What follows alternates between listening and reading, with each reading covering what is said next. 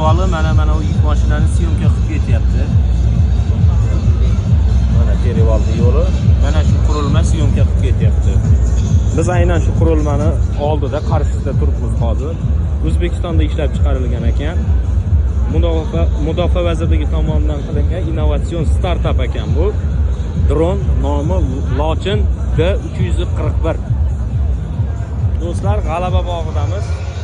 G'alaba bog'ida O'zbekiston Mudofaa vazirligi tashkil etgan ko'rgazma bo'lyapti. Bu yerda asosan harbiy texnikalar namoyish etilyapti. O'shalarning 90% ma'lumotga ko'ra 90% O'zbekistonda ishlab chiqarilmoqda.